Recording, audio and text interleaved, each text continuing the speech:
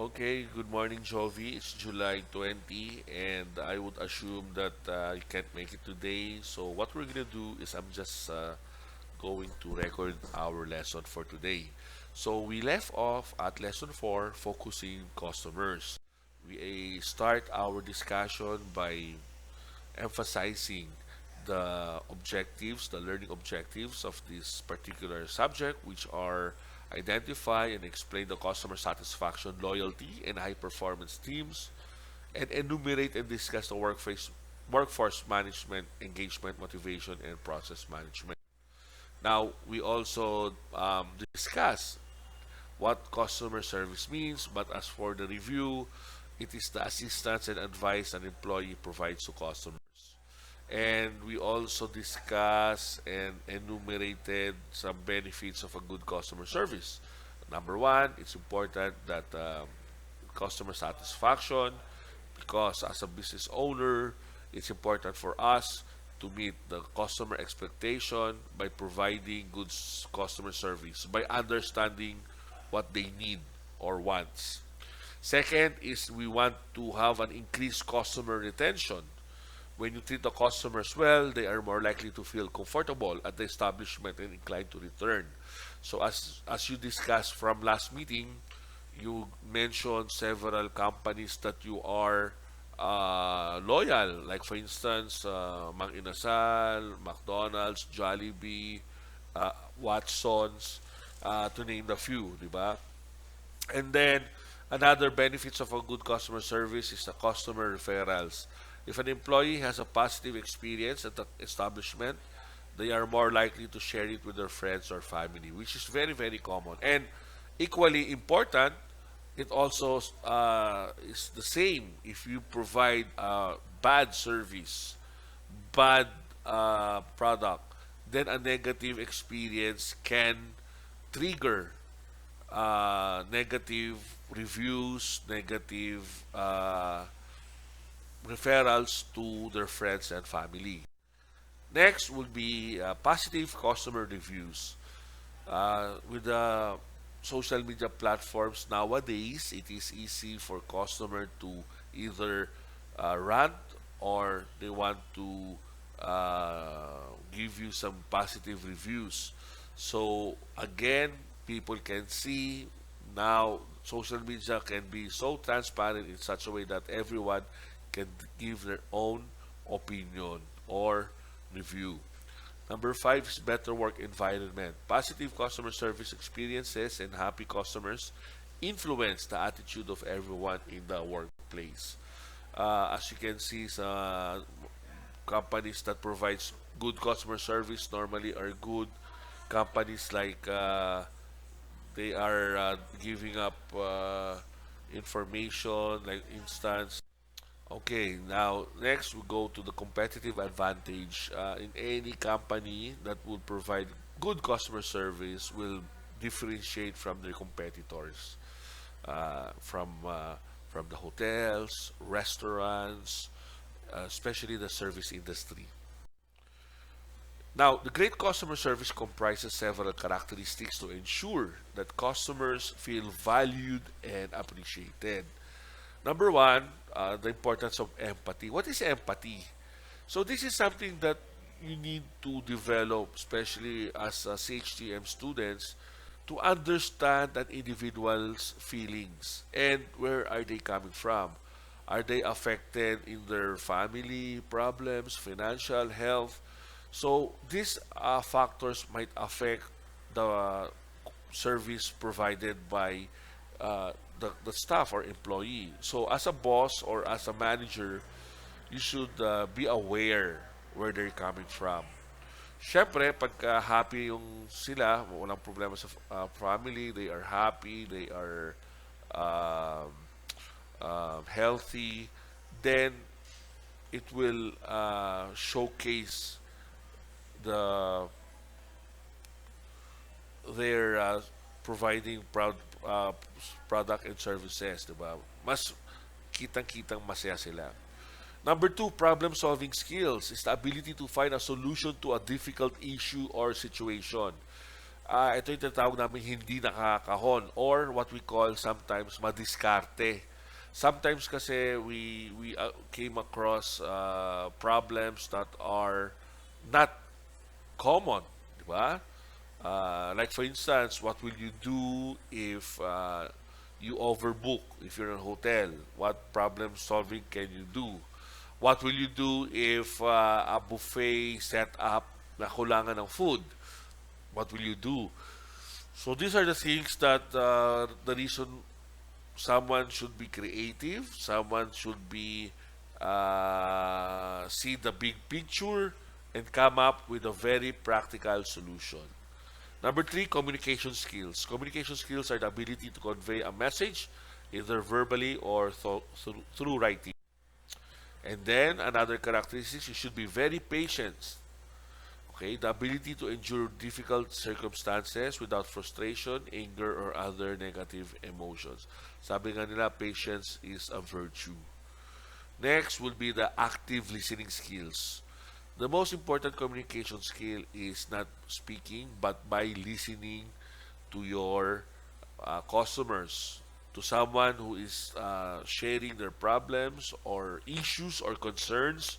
You should actively listen. These are the skills that you need to develop habang student ka pa, di ba? So, what does it mean? If someone's talking to you, give them the full concentration and focus. Huwag ka mag-cellphone or mag-text while you're talking to a client or multitasking. You drop everything off, talk to them, look at their eyes, listen to them. Okay? And number six is positive attitude. A positive attitude is a state of mind in which an individual looks at things favorably or with optimism. I would really like to cascade positive attitude to all our CHTM students. This is one ability or skills that might make you different and unique from your competitors. Now, we discussed customer service and customer experience. These two are totally different. And for us to understand what it means, we should first know the definition and what it says.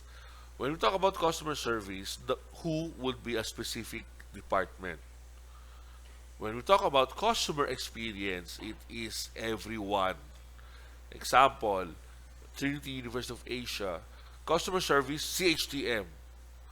What they do is they answer questions, inquiries from stakeholders, di ba? Pero ano yung customer experience? Trinity University as a whole, di ba? From billing, from HR, from the security. So, pagpasok mo pa lang sa Trinity University of Asia, yung pagbati ng guide sa'yo, very welcoming. And then, when you come to CHTM, mabait lahat, from Ma'am Joy to the Dean. And then, paglabas mo sa CHTM, when you need to pay, punta ka sa finance, naka-aircon, and everyone is very nice sa finance. You're comfortably sitting. By the time you're done with finance, you go to OAR to check your class. And then from OAR, you go to the canteen, masarap na food, comfortable seating, everything. So that's a customer experience. It is a collaboration of all the departments, both NTP and someone who is providing the services, and that is an actual customer experience. Everyone is involved. The what is so customer service is subjective, while the customer experience is experiential. Okay? The totality of your experience na parang, wow, ang ganda pala dito. Okay pala dito. Or sobrang panalo to. Yan yung mga jargons or words na naririnig natin kapag customer experience, yung experiential. Where the customer service is point of contact. Pagka nakusap mo kunyari si Doc Joy, si Ma'am Joy, si Doc Beth, point of contact. Kasi sila yung kausap mo in terms of, kunwari, you want to request for uh, an enrollment. Ayan, si Ma'am Joy mag ano sa'yo, mag-entertain sa'yo. Pero kapag customer experience, kahit sino pwede kang tulungan. Pwede sa online, pwedeng someone can assign sa'yo. And then, when some point in time, while in customer service is sum of all interactions, why? Problem-oriented, while the customer experience is feeling-oriented. And then how? Reaction ang customer service. Tatawag kasi may tanong or may concern, reaction. Sasagutin ng isang agent at the end of the line because of reaction. While the customer experience is proactive, they will think ways on how to improve the quality of service. Siguro let me just ask this, let me just make this short kwento. Manny Pacquiao, when he was still active in boxing, uh, one time daw he went to MGM, and MGM is one of the biggest hotel in Las Vegas. So napansin ng ng room boy na tinitignan ni Manny Pacquiao yung robe na maganda from MGM. And syempre, lahat naman ng five-star hotel may robe. So, laging every time may fight sa Las Vegas si Manny Pacquiao, talagang um, doon siya nagstay sa MGM. So, on the next visit ni Manny Pacquiao sa MGM surprised him. Sa gitna ng bed, may box na maganda yung pagtakip. And then, nung binuksan ni Manny Pacquiao, ang nakita niya, yung robe na gusto niya. Tapos, nakalagay yung name niya, Manny Pacquiao. So, that is being proactive. Alam mo, na-observe mo, parang gusto ng kliyente, then give it to him, give it to her. So that's one of an example of a proactive customer experience. So, may imagine mo na lang, kung ikaw si Manny Pacquiao, what would you feel? Diba? Uy, feel VIP, feel special. That someone from MGM take notice of what I like or what I love or what I want just for that. So, yan. Reactive, leaves customers satisfied, does not generate referrals, less competitive than competitors. While the customer experience is more on proactive, feeling ng customer that they are taken care of, and then because of that, they refer to their friends and family, and then tenants will pay more for good customer service. So, ano gitna ng customer service and customer experience? Good business practice. Tulad ng nabasa natin sa Ritz-Carlton. From the president, top down. Diba? Lahat sila bumibigay sila ng good business practice. Okay? So, mamaya, tatandaan natin yan. I'll ask something that you want to do or can do with regards to this intersection. Ayan. So, let's go to customer loyalty. Definition, importance, elements, and stages. Customer loyalty is a measure of how faithful is the customer to the brand or the possibility of the customer to opt for repeat purchases with a business or brand over others for a specific need. Siguro, in your case, Miss Jove, may idea na ako. Customer loyal ka sa Watson, McDonald's, Dunkin' Donuts, sa Jollibee, and of course, some of the items. Because these brands or companies provided excellent customer service and customer experience. Another one is optimizing repeat purchases and convincing existing customers to opt for you over other players in the market offering similar products or services is one of the essential features of customer loyalty that every business craves for. Yan talagang gustong gawin or uh, parang sinasabi nilang the sweet spot. Customer loyalty is a measure of the possibility and tendency that the customer will repeat business with the brand out of his or her satisfaction, good experiences, and the value of the products of services provided by the company. So yan. Maybe there are some areas that you are still loyal or companies that provided excellent customer service, excellent customer uh, experience tends to have this customer loyalty. Now, it's very important to know what are the characteristics of a loyal customer. And I think we have a pretty much idea what it looks like. If we look at our consumption or as a customer, we are we have some preferences. Like, for instance, in my case, if I want to watch a movie, ang default ko is either Ayala Malls or even dito yung malapit sa atin, yung Fisher Mall, yung VIP nila. So, yon. But it is also important to understand what are the characteristics of a loyal customer. So, number one, they do not venture to look for other brands that offer the same products. That is, they don't look for different suppliers. So, in your case, kapag sa makeup requirements, you will default on Watson, di ba? By the way, na-try mo na ba yung chicken alaking na sinasabi ko sa iyo from French Baker?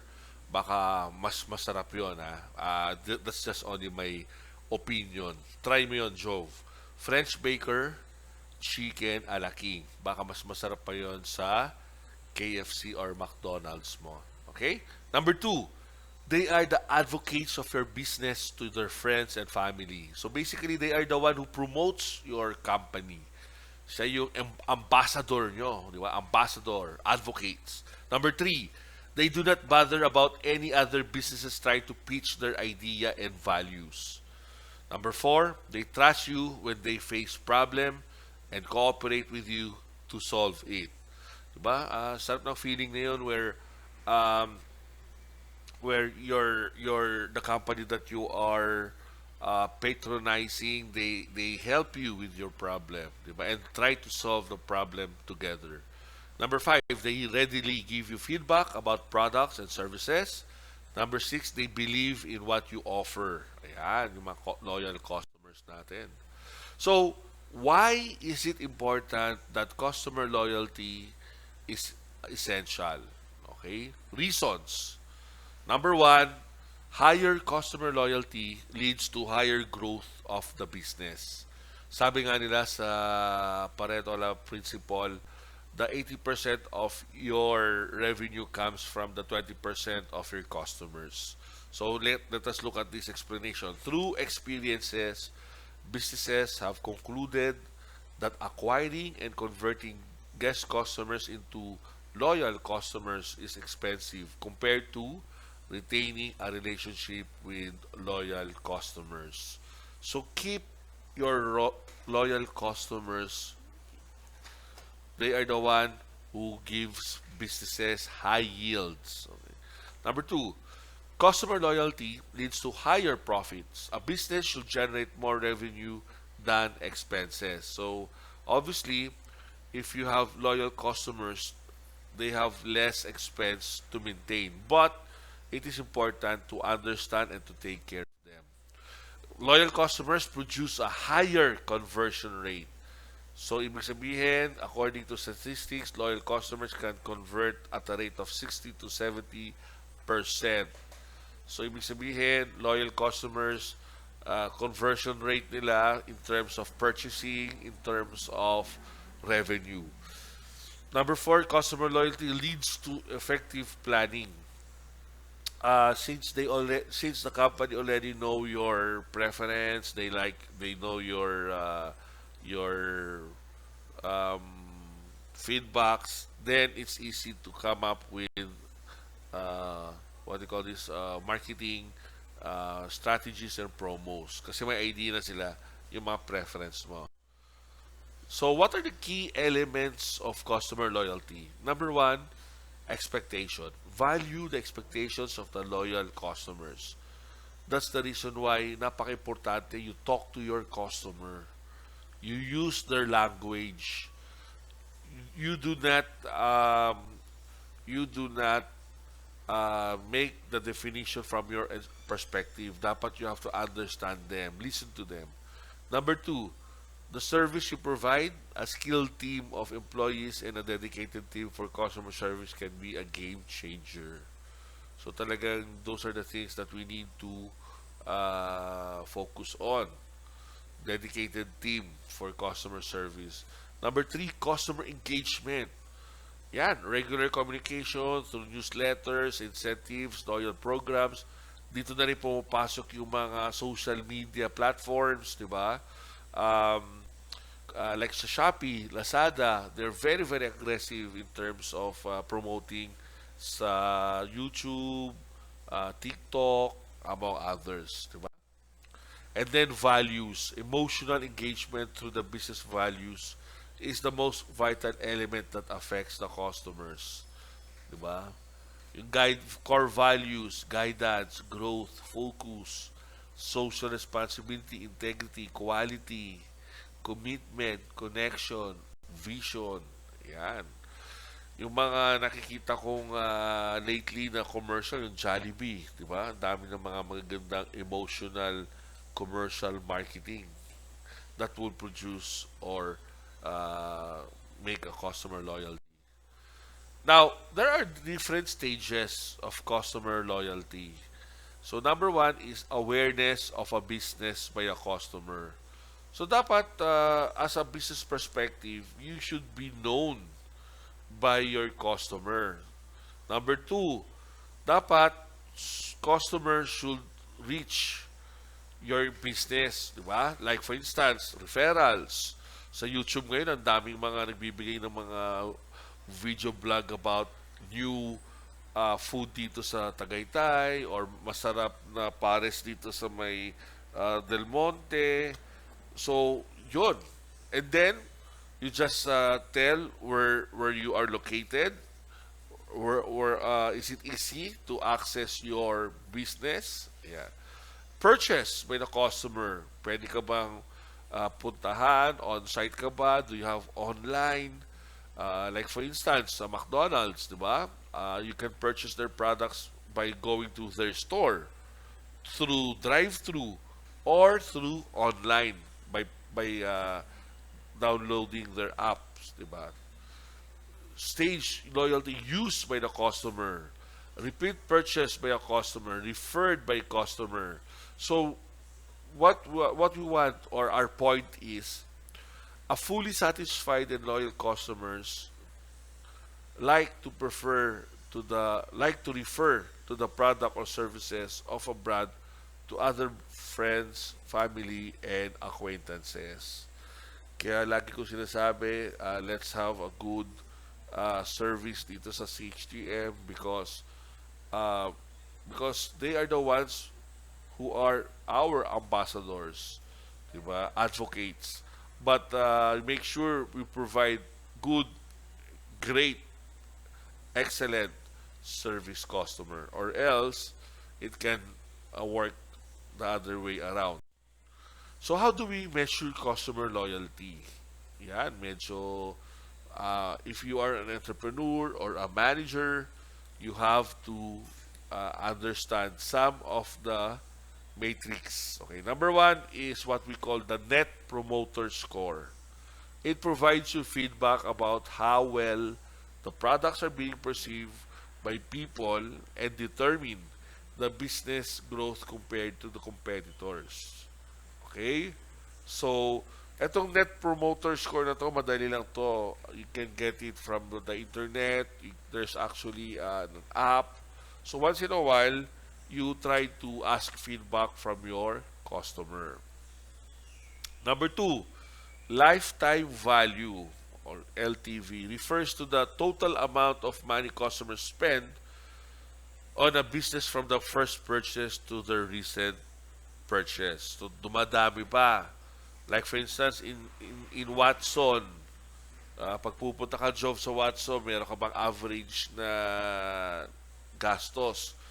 Or tumataas ba? Depending kung may promo, di ba? Or depending kung meron kang excess money. So, that's where you look at. Kapag ka si customer A, medyo dumadami yung consumer spend niya compared sa last, then it's also an indicator na there's a customer loyalty because lahat ng kanyang kailangan is already available in your area. Churn rate. The lower the churn rate, the better the business runs. This is because the churn rate means that the number of loyalty loss. Ibig sabihin, syempre hindi natin maiwasan that some customers, they leave the brand, they leave the product or services provider, but the lower. Like kunyari, in a good example would be, um, minsan may ginawa ka ng palpak, pero customers won't leave agad-agad. Medyo pinagpapasensya ka pa, di ba? So, but do not use this as an excuse for them or for you to provide lousy services or products. Number 4, referrals. A business running on a referral program can accurately check the number of guest customers entering the market. Pag tumataas yung referral mo, di ba? Kung last year, ang mga nag-refer sa CHTM ay 5 estudyante, galing sa mga estudyante, galing sa mga family, relatives. Ngayon, kunwari, 20 na. So, ibig sabihin,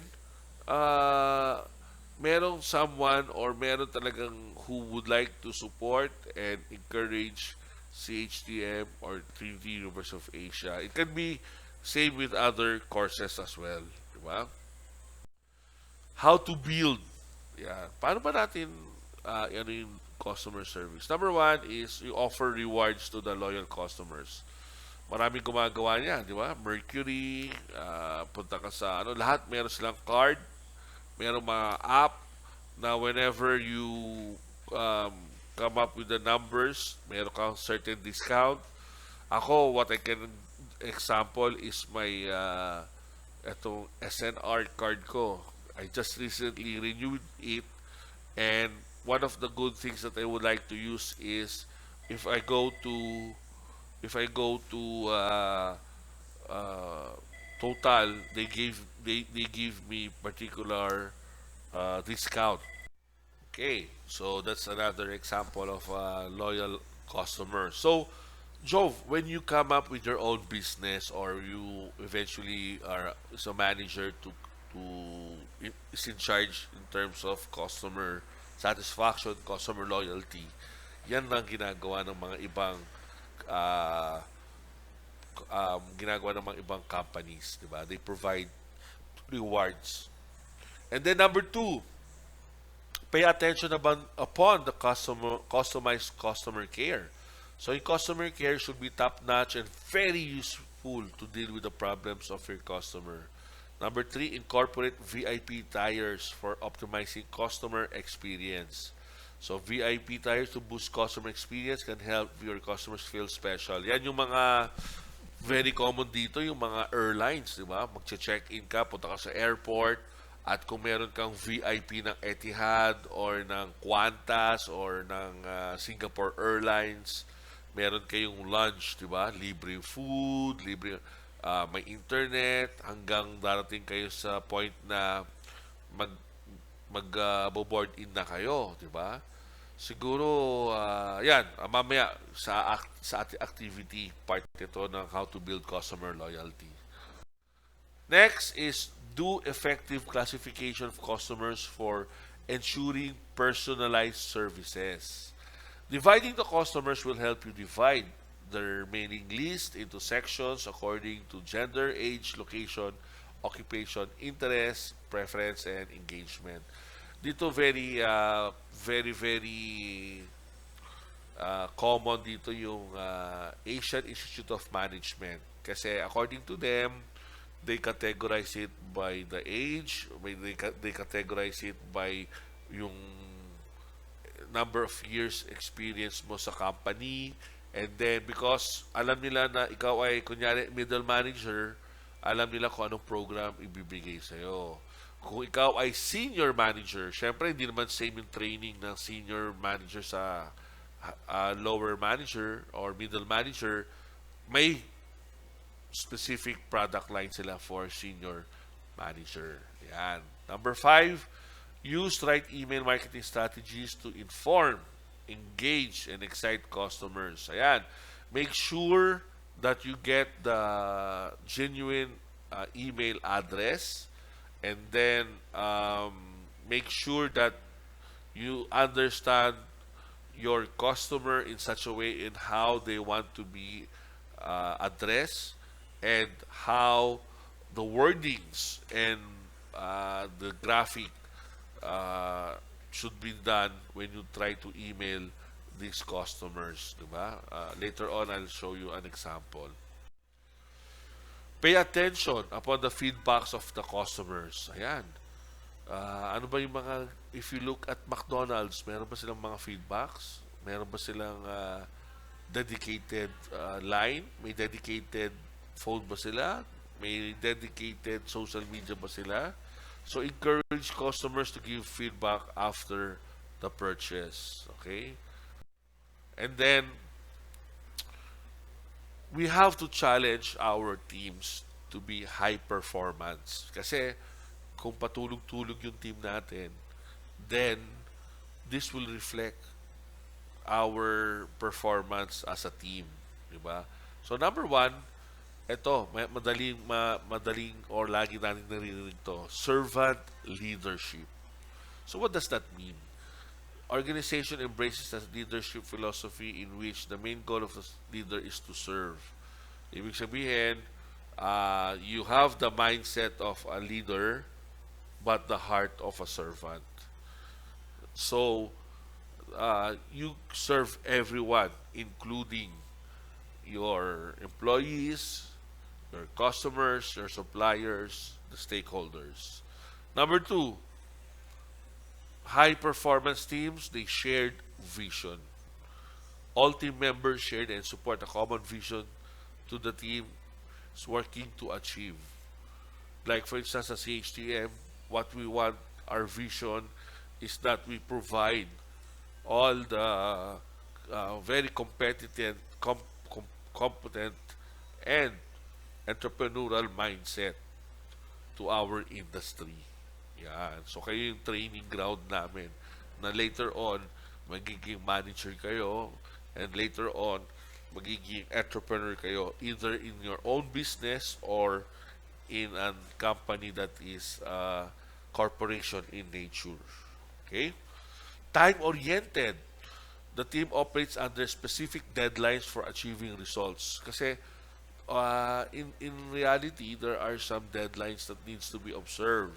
Now, the high performance team, they would normally submit the output before the deadline. They know what is urgent, they know what is important, and they know how to utilize their resources accordingly. Another 4 is culture of accountability. Walang sisihan. Okay?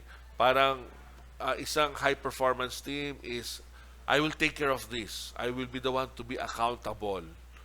Diba? So, ang sarap ng feeling na yun because what you have is walang sisihan eh. Parang what you can do is, I'll take care of this. If it's successful, thank you. If it's not, akin yan. I'll take full responsibility. Number 5, seamless communication. Everyone makes extraordinary efforts to ensure the plan and progress towards the plan are clearly understood. So, malinaw. Malinaw yung direction. Okay? Ito yung plano natin. This is what we do. This is why we do it, because we want to have or be a high-performance team. And one way of doing that is communication. Dapat nag-uusap ang mga tao inside the corporation. Number six, comfort zone expansion. The work of the team is beyond the team zone of comfort. This is where we do the calculated risk and always asking themselves, what if? Yan.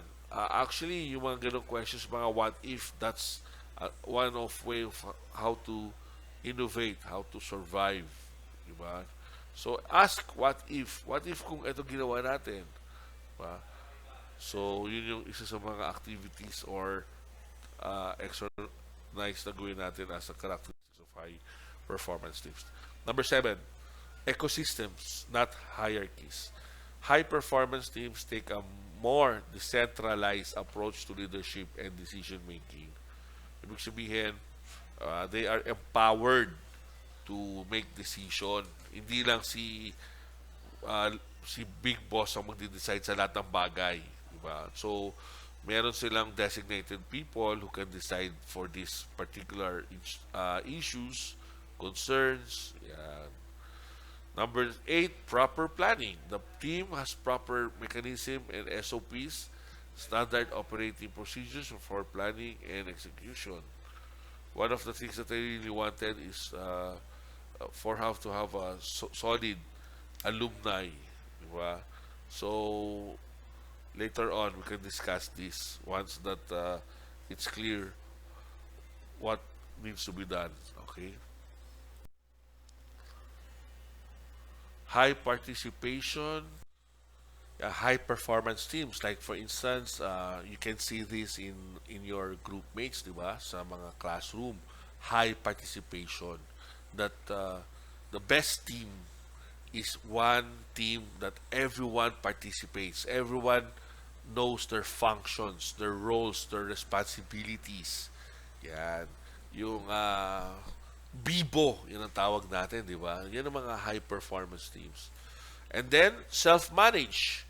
Team leadership changes according to the expertise required. Hindi lahat siya lang. So, kunyari, if the person is in good in terms of this subject or this process, then the members would let that person lead. Okay? So, they know their strengths and weaknesses. And then number 12, trust is measured. The team understands that trust has a direct impact on productivity, engagement, and profitability. So, kailangan there's a trust that if you ask someone to do it for you, that person will do it. Trust mo siya. Okay? So, actually, minsan, that's part of the challenge, diba? How to measure trust. Guiding principles. The team operates on a specific and well-defined set of guiding principles that dictate how they behave and communicate. Celebrate success. Ayan, high team performance, small victories. They normally go out, they just celebrate bowling, ayan, and food trip or movie. Diba? So there's a lot of ways on how to celebrate success. Learning culture. The organization constantly pursues excellence through learning and development. So they are better off today than yesterday because they learned something new. They learn continuous learning, continuous improvement. Now, the characteristic of a high performance culture, a company culture, has become a popular term among corporate leaders. More and more companies are focusing on creating a culture that fosters motivation in their workforce. While people can be motivated to varying degrees by different forces, there are some common factors that affect motivation in most people and settings. Ayan na. Yan po natin mga areas na. So, characteristics of high performance culture, again, consistent, open communication. We have to practice communication dito sa school. Sa school level pa lang. Ano yung communication sa'yo sa boss mo? Baka hindi kayo nakikinig sa boss nyo. Di ba? Parang meron tayong rules, regulations you don't follow. Number two, customer-centric mission. Customer satisfaction is critical to a business success. To make sure that customer has a good experience and remains a customer, companies must become customer-centric. Ibig sabihin, lahat ng ginagawa ng company na yon is to focus on their customer. Okay? Hindi pwedeng it should be company-centric mission direction. Di ba? It's always the customers. Empowered employees and leadership at all levels. Ayan, according to Richard Branson of the Virgin Group, famously said, take care of your employees and they will take care of your business. So, for sure, you have heard this statement, but you have to agree. Tama si Dr. Armstrong, di ba? Parang empowered. Empowered employees are also given the support and tools they need to do the job. Ayan. Like yung favorite natin example, yung naiwan yung doll sa Ritz-Carlton, that person was empowered to use company's money as long as na-verify nila tama yung address, tama yung lahat. So yun, they do not let their employees spend their own money. It's actually a petty cash for that hotel, yung Ritz-Carlton. Diba? Next is great performance management process. So the next will be invest in employees' growth. Now, in every company, it's very important that you pay attention to your employees, to look where they can be improved. Like for instance, in CHTM, since this is education in nature, I would like to look at our faculty and then see if they can enhance their education by taking a higher degree. Or if not, they can always attend seminars, diba? For them to be updated. Now, the importance of building strong customer relationship. This is why you must keep yours happy and maintain them. So I want you to look at the companies that you mentioned, di ba? Are they making sure that they keep you happy?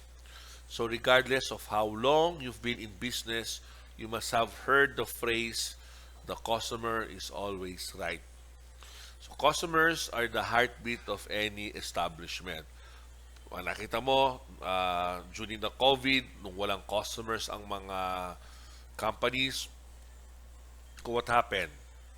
Nag-close, nag-shutdown, di ba? So, very important, customers are the heartbeat of any establishment.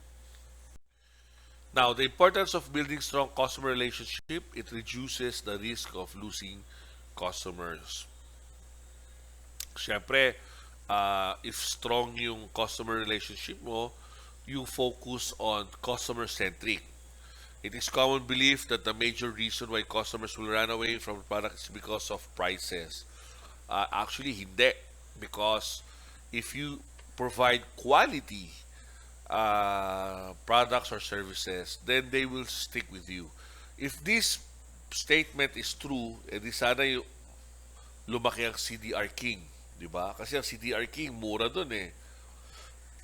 Pero look at what happened sa case ng CDR King.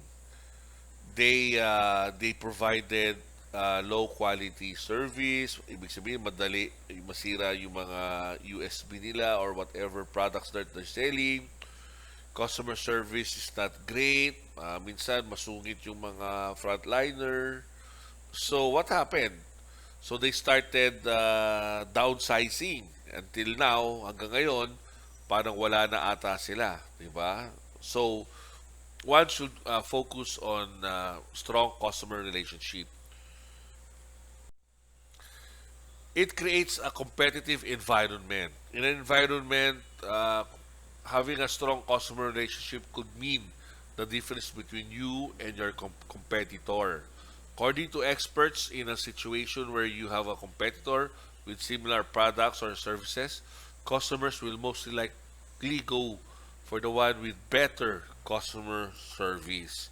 Siyempre, who would like to get an inferior customer service? Diba? Everyone would like to have that.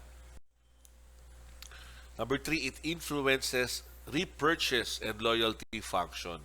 Building a good customer relationship gives you an assurance of repurchase and loyalty from your customers. Number four, it is less expensive to retain old customers than look for a new ones. So again, retain those old customers, those loyal customers, and then the new ones will follow eventually, di ba? This is very true indeed. Statistics prove that it is 6 times less expensive retaining customers than acquiring new ones. Number five, you will be able to establish networks and connections. Building and maintaining good customer relationship can help your business when it comes to link ups and connection. It could reduce market rejection. People are good at spreading the word about a good service they experience in the hands of the company. It increases revenue from a single customer. Building and maintaining good customer relationship can help to increase the revenue you can generate from a single customer. It creates a secured customer base. The market is a very competitive place and very unpredictable as well. It prevents young business failure. According to experts, one of the major reasons why young business fail is because they often neglect customer service. Number 10, it reduces churning employees. Ibig sabihin, less or slow turnover employee. Likes to work in a conducive environment where hard work is appreciated and customers are treated fairly. Number 11, it strengthens your brand. Okay, a brilliant entrepreneur once said, the best brand is not one that makes the most profits annually. So, is your brand increasing in nature? Is it improving in each day? And then let us look at the workforce management. Okay, when we talk about workforce management, this is where the right people, having the right skills, right time, right plan, and the right cost. Okay, the workforce management industry has changed beyond recognition, bringing positive change to the work lives of millions and helping businesses who rely on the deskless workforce become more efficient, productive, and profitable. What has driven the transformation? Of course, that's what we call the industry 5.0, technology, changing behavior consumers, employees, needs and wants of Gen Z, millennial workers are fueling both the industry's growth and its increasing importance to businesses who rely on deskless workforce. Workforce is becoming more intelligent. Why? Because they have the tools have evolved into the crucial piece of the puzzle that allows businesses to deliver on this promise. Intelligently automate schedules based on employee skills and experience or times of peak demand. Warn when schedule hours exceeds budget hours if you have unhappy employee. Gain better control and visibility into the amount of staff overtime and rationalize how the overtime works. And then the characteristics of an engaged workforce, there is mutual trust. Parang ano din yan sa class or student group, it all starts with a trust. Because trust is the base of any organization. Letting people do their work without telling them how to perform, it is one of the best ways to engage staff. Okay? So be proactive. That's what they're saying. Wag kang, don't wait for other people say what you need to do. You have to initiate. You should be proactive. Diba? lalo na pag Trinitian. I would like to see students or graduate students from Trinity who are proactive. Job and career satisfaction. Job satisfaction is one of the main characteristics of an engaged workforce. Credible leadership, an engaged workforce doesn't need directions for performing a specific job from time to time. And number four, focus and keen to take up challenges. An engaged workforce is entirely focused and knows what to do and when. Ayan. So the characteristics of engaged workforce is better performance, better employee engagement is directly related to better performance, problem-solving attitude. Engaged workforce not only delivers its job responsibilities but also keeps a problem-solving attitude always. So dapat there's this ability to always love challenge. Yun yung mindset eh. To love, to come up with challenges and how to overcome these challenges. Now, what are the C's of employee engagement? Number one is career. Individuals join an organization, they expect to build a career with it. If the top management and the immediate managers spend dedicated time in carving out the careers of its employees, they will feel that they belong to the organization. Competence, another one of saying, another C. Competence. Competence is all about the ability to grow. Regular workshops and training sessions must be held in order to help employees acquire a higher level of skills and competence. So make sure there's a constant training, constant improvement. Another C is care. Sitting at the topmost, care is regarded the finest art of the managers by which they can make employees feel an indispensable part of their organization. Now, motivation, introduction, definition, and characteristics of motivation.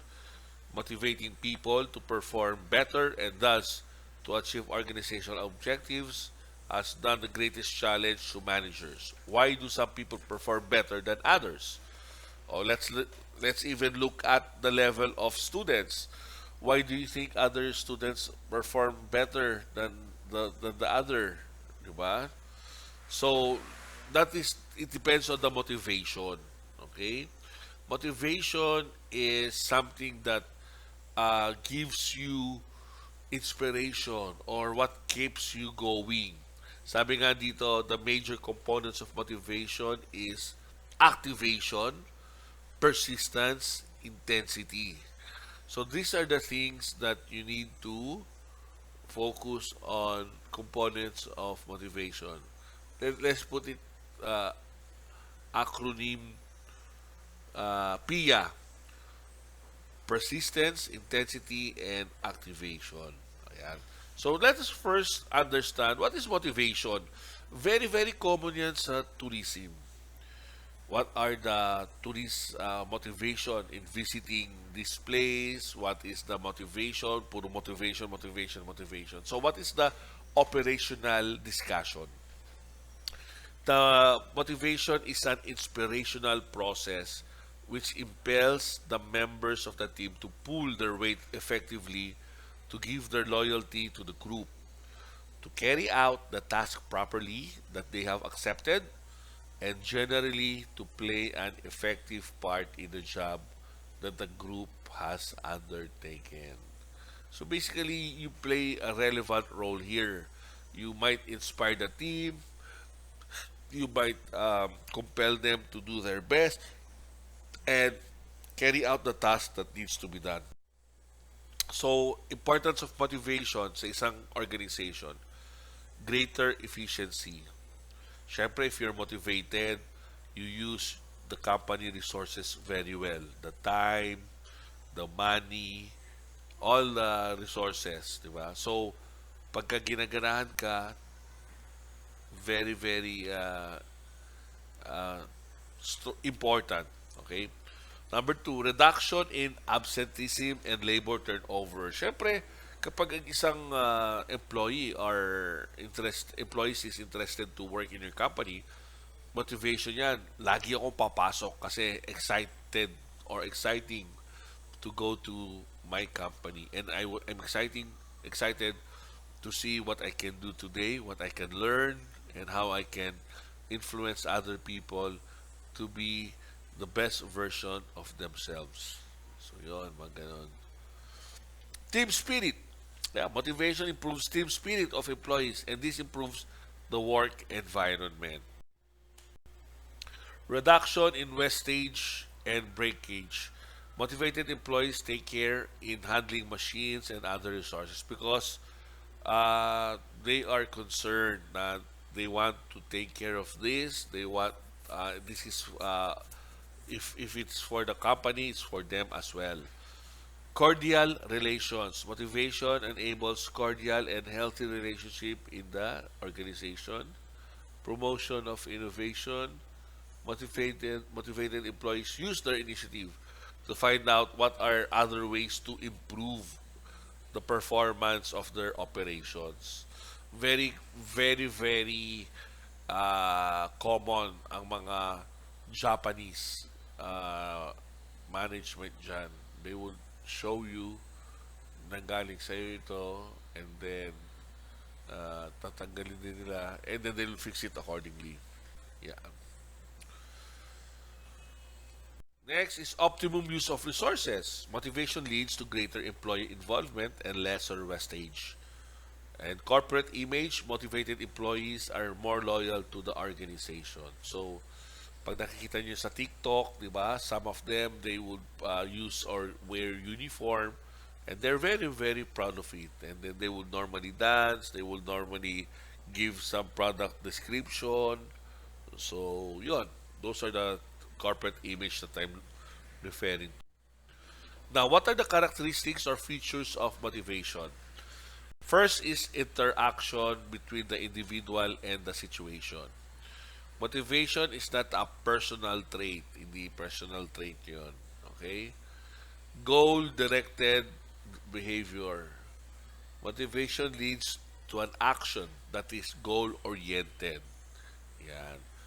Systems-oriented, motivation is influenced by two forces, internal, external. Those forces are external to the individuals, which may be organizational related, such as management, philosophy. Yan, mga external. So, there's positive or negative. Positive motivation or the carrot approaches offers positive incentives. So positive such as appreciation, promotion, status, and incentives.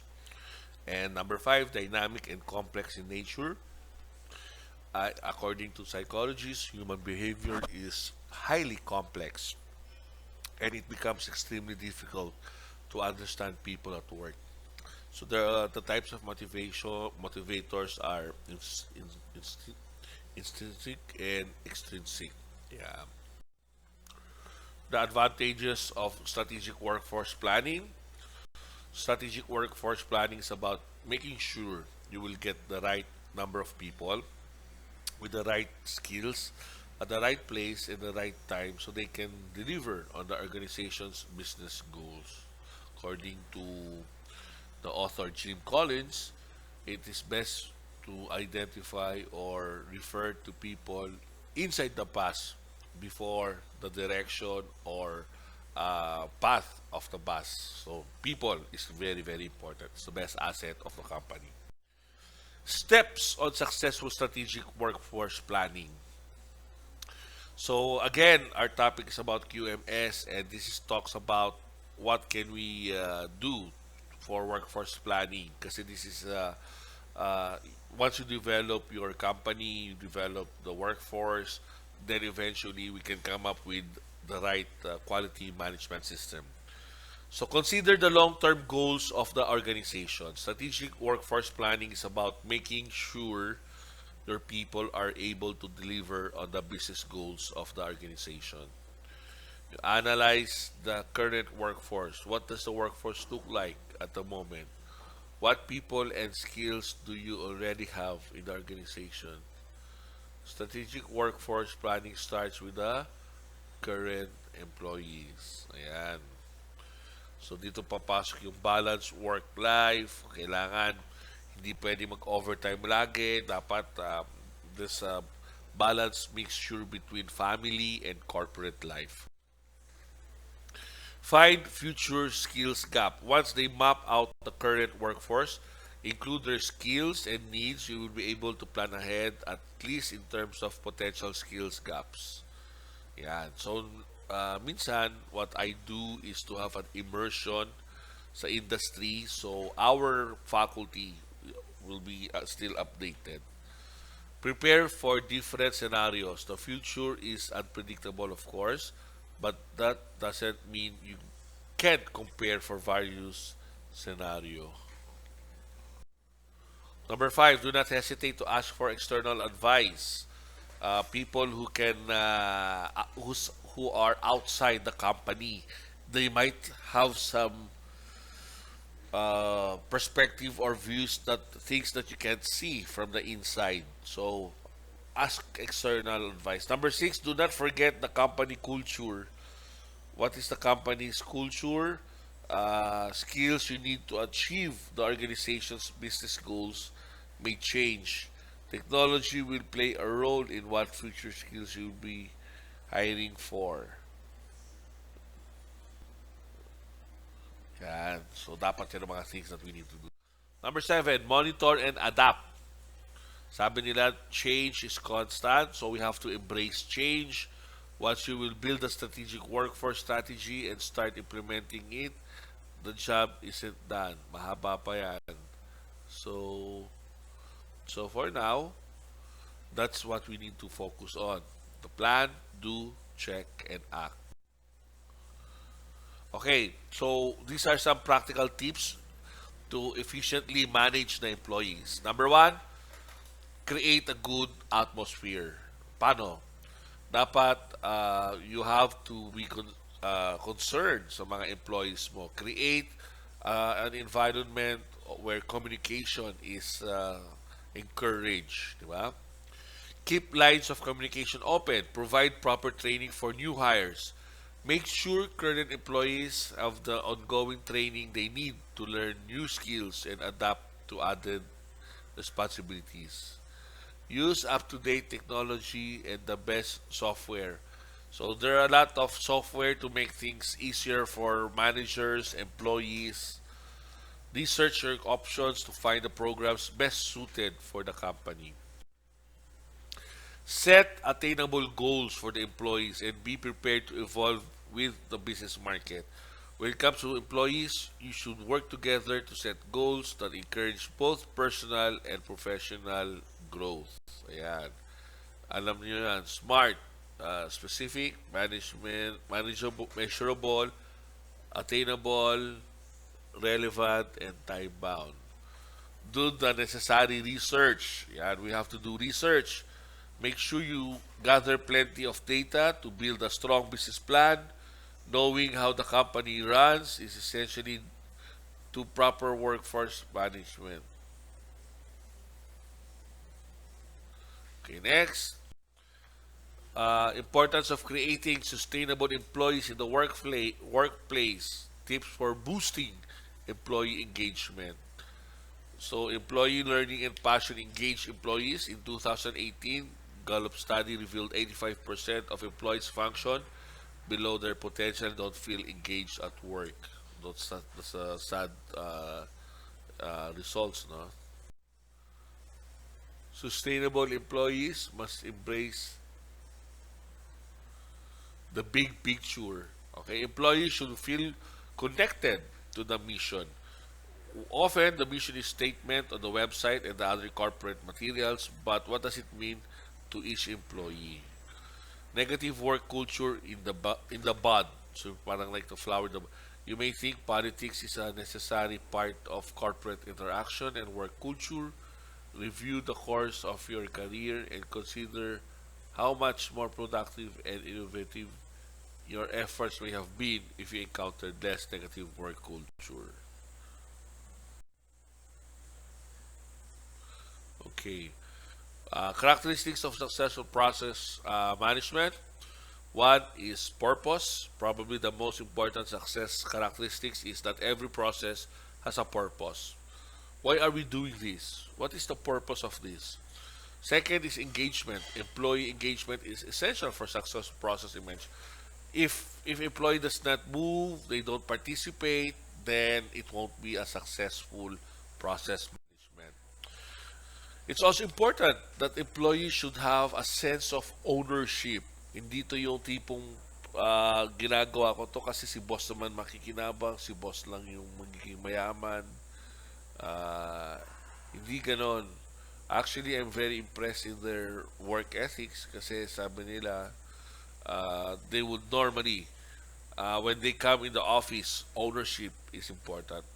Definition. Good process definition may be the most difficult element of success process. Okay?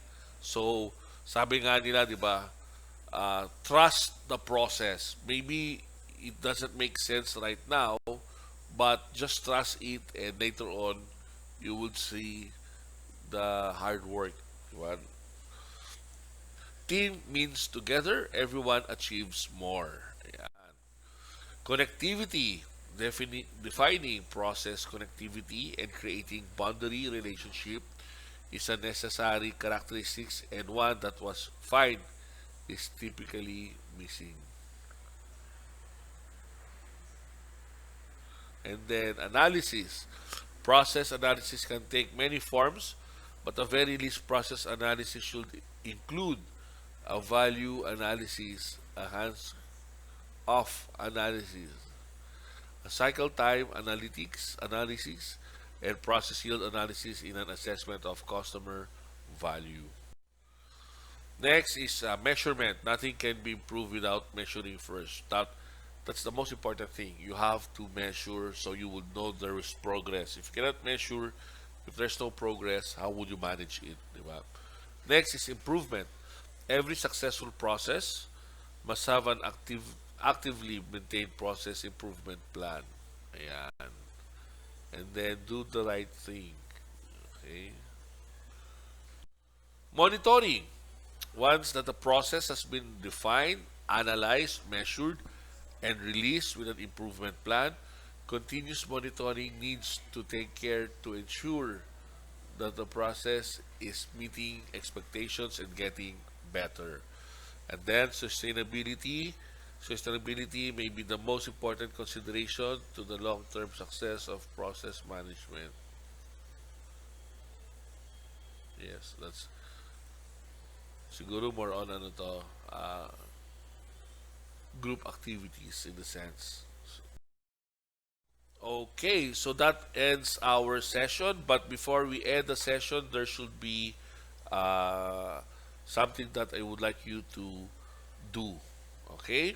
Now, let me just post it first. Okay, so that ends our session.